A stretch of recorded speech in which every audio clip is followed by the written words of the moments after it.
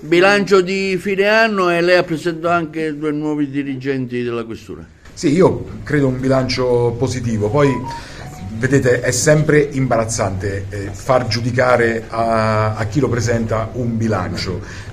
A me interessa che il bilancio lo facciano i cittadini, non soltanto i cittadini di Agrigento, ma i cittadini dell'intera provincia di Agrigento. Sono solo loro che possono dire se il bilancio è positivo o meno, perché i numeri sono assolutamente freddi, per quanto positivi o negativi. Quello che è importante è la sensazione che ha il cittadino della città e della provincia di Agrigento in relazione a quelli che sono gli interventi e la presenza sul territorio della Polizia di Stato, sia la questura, sia i commissariati e naturalmente tutte le specialità.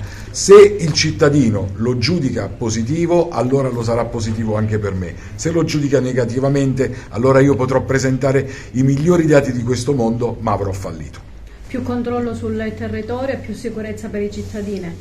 Sì, questo è stato lo spirito che ha incarnato tutti i servizi che sono stati svolti in questo anno.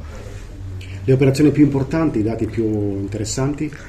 Ma io ripeto, le operazioni più importanti sono state fatte sicuramente nell'ambito dell'attività di repressione del traffico degli stupefacenti e del consumo degli stupefacenti su tutto il territorio della provincia e anche le attività su quelli che sono stati, diciamo così, episodi che hanno riguardato colletti bianchi.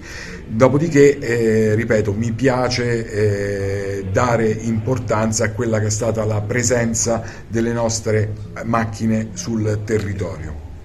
Ci presenti i nuovi innesti, brevemente? Sì, due innesti molto importanti, il dottor Davide Mattagliano che va a dirigere la nostra divisione anticrimine, funzionario di grandissima esperienza, anche di mia conoscenza pregressa, perciò sono molto contento di averlo al mio fianco e saluto e do ancora il buon lavoro alla dottoressa Interdonato che invece è stata trasferita a Reggio Calabria. In più oggi è il primo giorno del nuovo capo di gabinetto, il dottor Damiano Lupo, che anche lui funzionario che già Agrigento conosce non soltanto perché è stato già in questura, ma perché fino a ieri era il dirigente del commissariato di Sciacca, a cui anche a lui rinnovo il mio augurio di buon lavoro. I controlli sulla movida, lei accennava, fatti anche insieme a una pattuglia degli altri corpi, carabinieri e guardia di finanza. Ecco, un elemento che purtroppo sta sempre aumentando. Questo.